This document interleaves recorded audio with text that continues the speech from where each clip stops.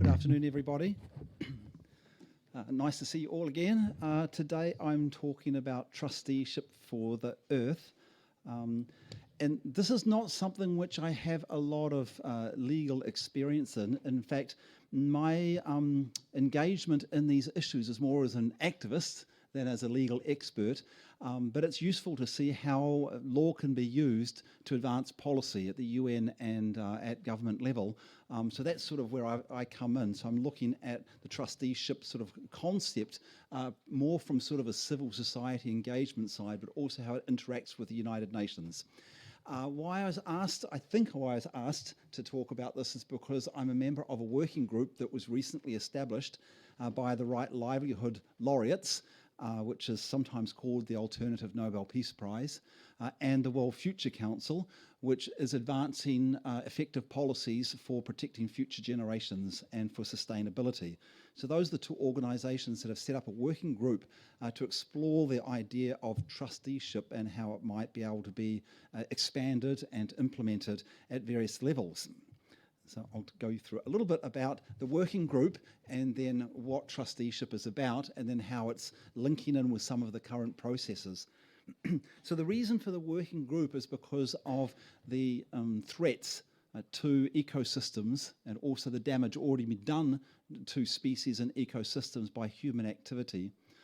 And that a lot of the background to human damage to the environment arises from a concept of human ownership of land and natural resources, and that these ownership rights, to manage and use the resources are undertaken without much outside interference or restrictions. There is a sort of concept in ownership that one has a right to do with what one owns. And this idea of ownership is what's has given rise to so much abuse of the natural resources and of the environment. But ownership is not the only type of relationship that humanity can have with nature and with the environment. There are other concepts of our relationship with the natural world, including guardianship, trusteeship, and global commons. These exist already to some degree, particularly in indigenous legal and political systems, but also to some degree in national and international systems. So what our working group is doing is trying to explore those that are already in existence, how they operate, how they're workable, and how they can be expanded, particularly through the range of systems which we need to bring this into, legal, political, and economic systems in particular. So that's the background to the working group. Just a small overview of trusteeship. So the idea of trusteeship differs from the idea of ownership. So trusteeship is to hold and exercise responsibilities over assets or goods of other persons, legal or natural, or over common goods, and to protect these assets for current and future benefit, either for others, they could be specific persons or groups of people, or society in general. So that's the general concept of trusteeship, and there are many different forms that it comes in, from trustees of estates to trustees of natural reserves. There's a range of them. What I'm going to focus on more is international trusteeship and earth trusteeship. So if you look at the international level, the world is sort of divided into nation states and global commons. This is very simplistic. The idea of nation states is that the states have control, management over their territories. And trusteeship there is sort of more restricted to areas of global commons. That's areas which aren't owned by any particular state.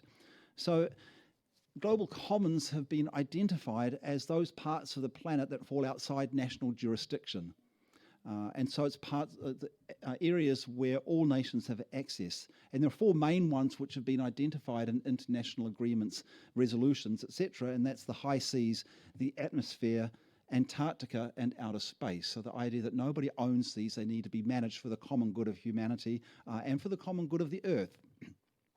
Earth trusteeship expands this notion to some degree, to hold that Earth itself is a global common, with national territory and private property existing within that framework, but which provides for ownership, but that it's not separate from it, so that even private ownership or national territories should be subject to the broader principles of the global common and the common good. So it's putting trusteeship sort of up the front, not as just a little side part to the idea of management. So the idea of Earth trusteeship broadens the scope of responsibilities to encompass all of Earth and planetary systems, encompassing current and future generations. So the idea of Earth trusteeship is that we don't own the Earth and its resources. We are guardians or trustees of it. It doesn't rule out ownership altogether, but that comes as more of a subset. Now that's quite ambitious, but by having that concept, it gives us a way of moving forward, of expanding the current management of global commons, expanding on that and broadening that to most systems on Earth. So there have been some efforts to sort of put this forward into sort of more practical engaged process. One is what's called the Earth Trusteeship and the Hague Principles. And these were developed in conjunction with the 70th anniversary of the Universal Declaration of Human Rights. So there were a number of environmental, legal experts, human rights experts came together around the time of the 70th anniversary to establish the Earth Trusteeship. And you can see there's a website there that you can go and look for this. They developed a statement and principles and was putting forward the idea that we must be engaged as Earth trustees, both individually and collectively, through new arrangements of Earth trusteeship at all levels. So at all levels, we mean local, federal, national, and international. And that needs to be brought upon also into the United Nations and the international community to recognise this. And they put forward a number of principles. I won't go through the details of the principles, but the three broad categories of principles they put forward. One was responsibilities for Earth and nature. Another one was the community of life. And the third one was human rights. So you can find out more about that. Oh, I missed a bit.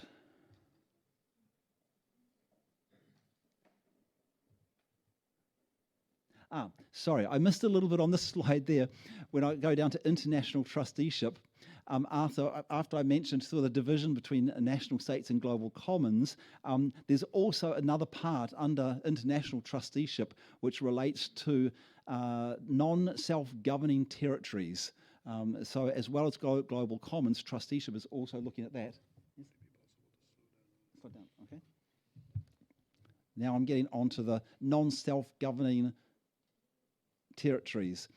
So the non-self-governing territories is what the UN Trusteeship Council was established in order to manage, monitor and pave the way for these territories to become independent. So here it's a limited form of trusteeship over certain territories in order to move them to be independent. And the ones that they facilitated such independence or self-autonomy, it wasn't always full independence of these countries, were Cameroon, Tanzania, Somalia, Samoa, Rwanda, Burundi, Nauru, Papua New Guinea, Micronesia, Marshall Islands, Northern Marianas, and Palau. This sort of went also alongside the decolonization process, which was happening in another part of the UN. There was a lot of similarities between the two processes.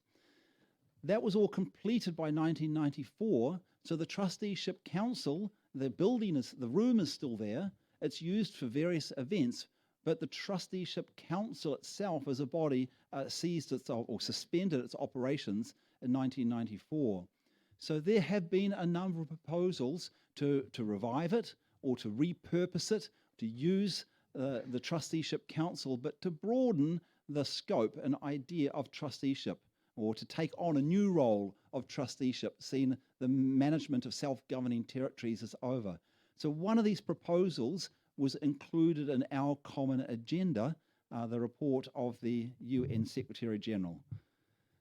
So what he suggested for a repurposed UN Trusteeship Council was that it could host or house a multi-stakeholder body to tackle emerging challenges.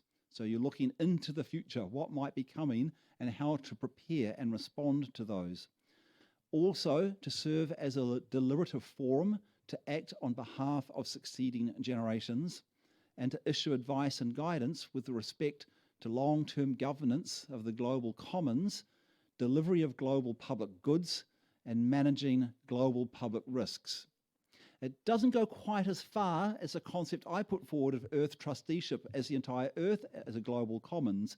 But if the UN Trusteeship Council was established with a repurposed mandate, it could provide opportunity to bring forward that concept much better into the UN as well. There would be a place to bring that broader concept of Earth trusteeship. In any case, having even a limited version, which is having better trusteeship of the global commons, would be a very valuable thing to be established. And so I mentioned yesterday that 2023, there's proposed a summit for the future. So this is one of the proposals that's going for the deliberations for the summit of the future. And that's something that could be established at the summit of the future. The Secretary General, I mentioned these ones yesterday also, mentioned a couple of other tasks which could be undertaken whether or not the Trusteeship Council is repurposed. But if the Trusteeship Council is repurposed, this might be a good place to house them. And that's the Futures Lab, exploring best policies for the future. The Declaration on the Protection of Future Generations. Now, the declaration would be adopted at the summit, but then after the declaration, how is it going to be implemented? So if there is a body which has responsibility for overseeing its implementation, it's going to be that much more effective. And also there's the proposal for the UN Special Envoy for Future Generations. It could be established just as a standalone office, but we've seen, for example, with the Special Envoy for Youth, which has not been very effective at advancing youth issues because it's pretty much a standalone envoy. Whereas, the positions that are established under UN human rights bodies have a lot more impact. So it would have more impact if the UN Special Envoy for Future Generations was established along with a repurposed UN Trusteeship Council. So these are some of the intersection between what I was talking about yesterday of the Summit for the Future and ideas of enhancing a trusteeship, both of the existing global commons, but also expanding to Earth trusteeship. And I'd like to end just with a short comment from one of the pioneers of the legal background and legal framework of trusteeship, Christopher Ware, who was the Vice President of the International Court of Justice for a number of years.